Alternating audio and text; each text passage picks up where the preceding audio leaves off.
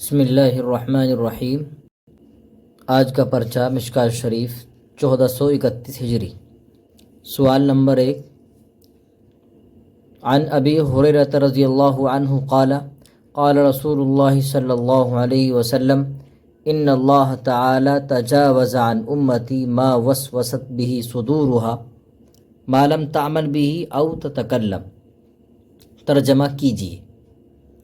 حضرت ابو ہریرہ رضی اللہ عنہ فرماتے ہیں کہ رسول اللہ صلی اللہ علیہ وسلم نے ارشاد فرمایا کہ بے شک اللہ تعالی نے میری امت کے لوگوں کے ما وسوست ان وسوسوں کو معاف کر دیا، بھی صدورها جو ان کے دلوں میں پیدا ہوتے ہیں، ما لم تعمل بھی جب تک کہ وہ ان وسوسوں پر عمل نہ کرے، او تتکلم یا زبان پر ان کو نہ لائیں۔ پھر وسوسے کی تعریف، اس کی اقسام اور ان کی تعریفیں بیان کیجیے۔ وسوسہ لغت میں کہتے ہیں الصوت الخفی، دبی ہوئی آواز، ہلکی آواز۔ اصطلاح میں کہتے ہیں وسوسہ کہ ایمان و یقین کے خلاف کسی گناہ کا اچانک بغیر اختیار کے دل و دماغ پر گزر جائے، اسے وسوسہ کہتے ہیں۔ اس کی اولاً دو قسمیں آتی ہیں، ضروریہ اور اختیاریہ۔ ضروریہ تو وہ ہے جو سینے میں اولاً آ جائے اور انسان کے اس بات کو دور کرنے پر انسان قدرت رکھتا ہو۔ وسوسہ کی دوسری جو قسم ہے اختیاریہ، یہ وہ ہے جو دل میں آ جائے اور ہمیشہ رہ جائے۔ اس کے بعد اس اختیاریہ کی 5 قسمیں، 5 شکلیں نکلتی ہیں۔ پہلی قسم حاجز کہتے ہیں جو دل میں آئے اور گزر جائے، صرف دل میں کھٹکی اور فوراً نکل گئی، اس پر معافی ہے۔ خاطر جو دل میں آ کر کے دل میں گھومتی بھی رہے، البتہ اس کے کرنے نہ کرنے کی بات کوئی پیدا نہ ہوئی ہو، یہ بھی امت کی طرف سے معاف کر دی گئی ہے۔ حدیث النفس کہتے ہیں جو دل میں آ کر کے دل میں گھومتی بھی رہے اور کرنے نہ کرنے کی بات بھی پیدا ہو گئی ہو، البتہ ایک کو دوسرے پر ترجیح نہ دی گئی ہو، یعنی وہ کام کرا جائے یا نہ کرا جائے، وہ کام کیا جائے یا نہ کیا جائے۔ 3 قسمیں حدیث النفس۔ اس کے بعد آتی ہے چوتھی قسم ہم، یعنی اگر دل کے اندر کرنے اور نہ کرنے میں سے ایک کو ترجیح بھی دے دی ہو، البتہ یہ ترجیح بھی قوی نہیں ہے، اسی کو ہم کہتے ہیں۔ یعنی یہ 4 قسمیں ہیں، ان کی معافی ہے۔ آگے کہتے ہیں نا کہ ایک قسم اور ہے اس کے اندر عزم، آخری قسم۔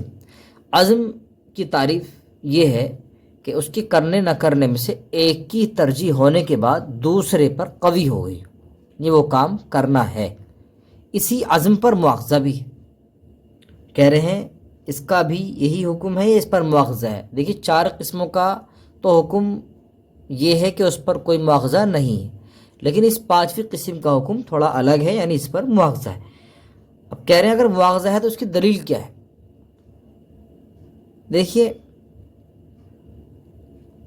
4 قسموں کو تو معاف کر دیا گیا، یہ معاف نہیں ہے۔ اس کی دلیل یہ ہے، اللہ کے نبی صلی اللہ علیہ وسلم ارشاد فرماتے ہیں القاتل والمقتول کلاہما فی النار، قاتل اور مقتول دونوں جہنم میں ہوں گے۔ ظاہر ہے مارنے والے کا تو سمجھ میں آ رہا ہے کہ وہ جہنم میں جائے گا، لیکن مقتول کا جانا اس وجہ سے کہ اس کا بھی تو ارادہ تھا مارنے کا، لیکن وہ کامیاب نہ ہو سکا، تو اس عزم کی بنا پر اس کا مواخذہ ہوگا۔ سوال نمبر 2، عن اکرمۃ رضی اللہ عنہ قال صلیت خلف شیخ بمکۃ فکبر 22 تکبیرۃ فقلت لابن عباس رضی اللہ عنہ انہ احمق فقال ثقلتک امک سنت ابی القاسم صلی اللہ علیہ وسلم، رواہ البخاری۔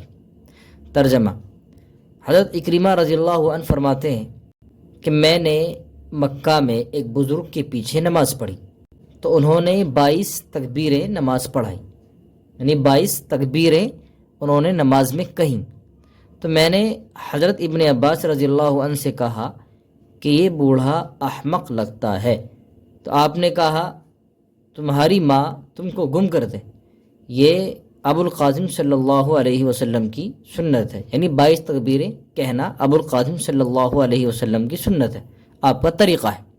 ترجمے کے بعد اور بتائیے کہ رباعی نماز میں تکبیر افتتاح اور تکبیر القیام من التشہد کو شمار کر کے کتنی تکبیرات ہوتی ہیں؟ دیکھیے 4 رکعت والی جو نماز ہے اس میں تکبیر تحریمہ سمیت 22 ہی تکبیریں ہوتی ہیں، اور اگر 22 ہی ہیں تو پھر حیرت کی کیا بات ہے۔ تو حضرت اکرمہ رضی اللہ عنہ کو حضرت ابو ہریرہ رضی اللہ عنہ کے ان 22 تکبیروں کے کہنے پر، اس بزرگ کے کہنے پر جو حیرت ہوئی تھی وہ اس وجہ سے ہوئی تھی کہ مروان اور بنو امیہ کہ دوسرے لوگوں نے اپنے اقتدار کے زمانے میں یہ تکبیریں پکار کر کہنی چھوڑ دی تھی، جس کی وجہ سے رواج ختم ہو گیا تھا، اور رواج کی ختم ہونے کی وجہ سے انہیں اس بات پر حیرت ہوئی۔ یہ شیخ حضرت ابو ہریرہ رضی اللہ عنہ تھے، تو حضرت اکرمہ رضی اللہ عنہ نے اتنی سخت بات کیوں کہی؟ ظاہر سی بات ہے کہ جب ان کے زمانے میں یہ تکبیریں کہنی چھوڑ دی گئی تھیں اور ان تکبیرات کا کہنے کا رواج نہیں تھا، اس وجہ سے آپ نے اپنے عدم علم کی وجہ سے اتنی سخت بات کہی تھی۔ اور حضرت ابن عباس رضی اللہ عنہ نے سکلت کا امو کا سے جو بد دعا دی ہے، اس کا مقصد بد دعا ہی ہے، اس کو کلمہ ترحم کہا جائے گا۔ دیکھیے عرب میں یہ محاورہ ہے، یہ تعجب کے لیے بولا جاتا ہے اور ترحم کے لیے بھی بولا جاتا ہے، اور کبھی کبھی بد دعا کے لیے بھی استعمال ہو جاتا ہے۔ اور چونکہ یہاں حضرت اکرمہ رضی اللہ عنہ نے اپنے عدم علم کی وجہ سے حضرت ابو ہریرہ جیسے بڑے بزرگ اور فقیہ جو دین کے اندر بڑے فقیہ ہیں، ان کے متعلق احمق جیسے لفظ کا استعمال کیا ہے، تو اس وجہ سے حضرت ابن عباس رضی اللہ عنہ نے آپ کو ایسی بات سکلت کا امو کا یہ الفاظ کہہ دیے تھے۔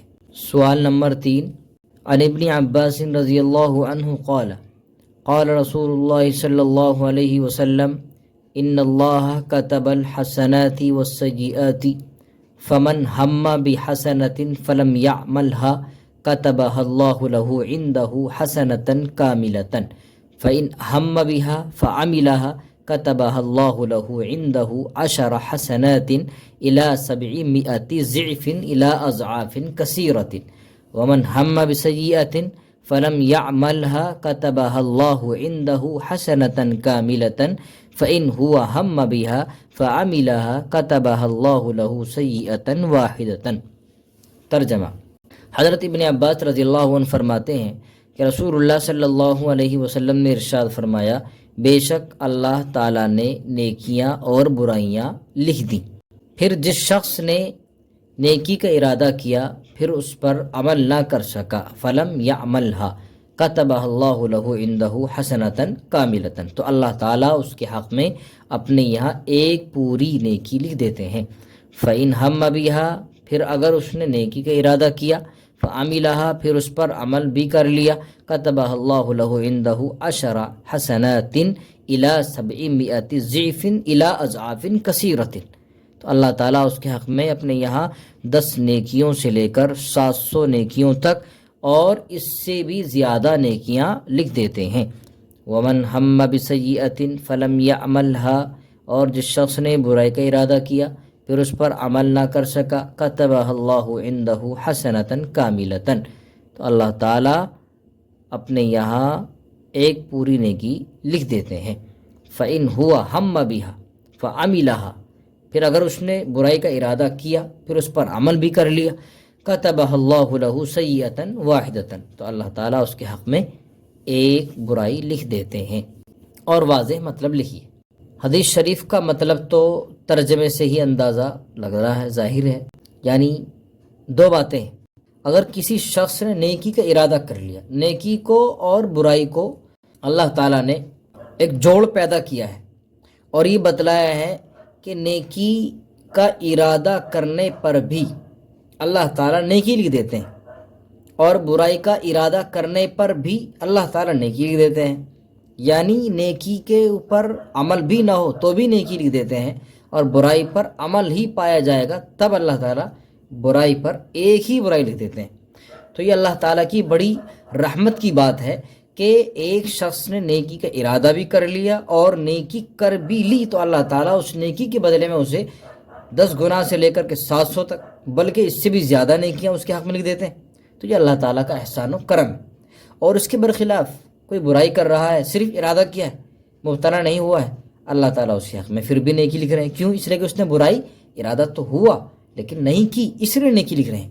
اور اگر برائی کر بھی لی ارادہ کرنے کے بعد تو بھی اس کے حق میں ایک ہی برائی لکھ دیتے ہیں۔ تو یہ اللہ تعالیٰ کی بڑی رحمت ہے اور اس کا بڑا احسان ہے، اس کا کرم ہے۔ سوال نمبر 4، عن سعید بن المسیب ان مسلما ویہودیا اختصما الى عمر رضی اللہ عنہ فرأى الحق لليهودي فقضى له عمر رضی اللہ عنہ به فقال له اليهودي والله لقد قضيت بالحق فضربه عمر رضی اللہ عنہ بالدرة وقال وما يدريك فقال اليهودي والله إنا نجد في التوراة أنه ليس قاض يقضي بالحق إلا كان عن يمينه ملك وعن شماله ملك يسددانه ويوفقانه للحق ما دام مع الحق فإذا ترك الحق عرجا وتركا۔ ترجمہ: حضرت سعید بن مسیب رحمہ اللہ سے روایت ہے کہ ایک مسلمان اور یہودی دونوں مقدمہ لے کر حضرت عمر رضی اللہ عنہ کی خدمت میں حاضر ہوئے۔ فرأى الحق لليهودي، تو حضرت عمر رضی اللہ عنہ نے یہودی کے لیے حق دیکھا، یہودی کو حق پر دیکھا۔ فقضى له عمر رضی اللہ عنہ بھی، تو حضرت عمر رضی اللہ عنہ نے یہودی کے حق میں فیصلہ کر دیا۔ فقال له اليهودي،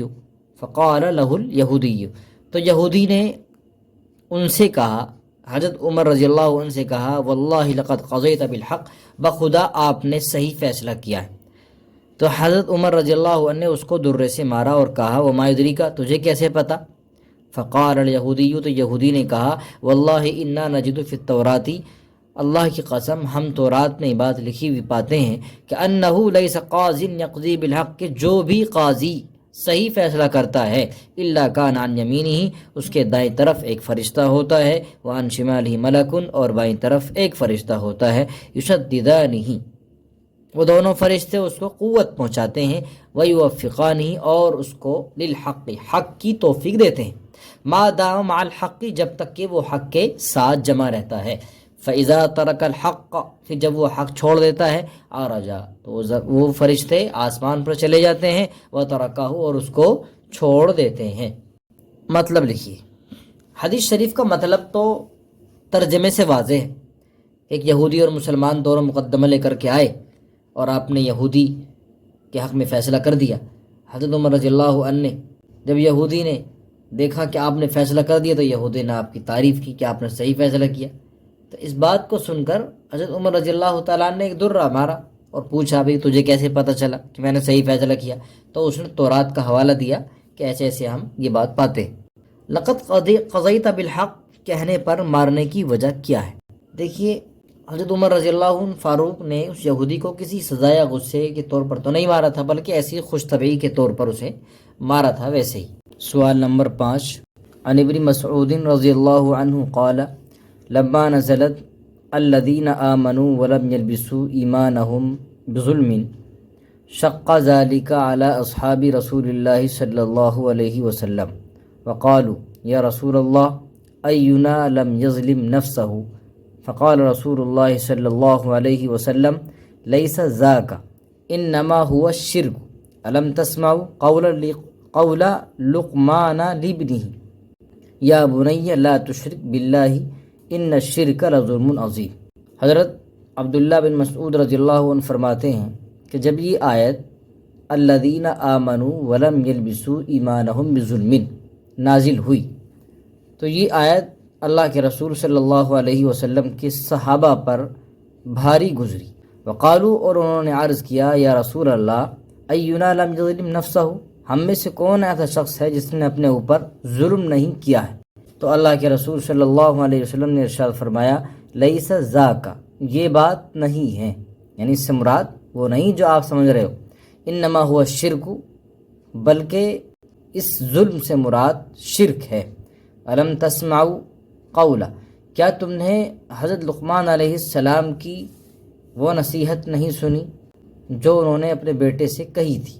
یا بنیا، اے میرے بیٹے، لا تشرک باللہ، تو اللہ کے ساتھ شریک مت بنا، ان الشرک لظلم عظیم، بے شک شرک بہت بڑا ظلم ہے۔ صحابہ کرام کو جو اشکال پیش آیا تھا اس کی وضاحت کیجیے، پھر حضور علیہ السلام کے جواب کی توضیح کیجیے۔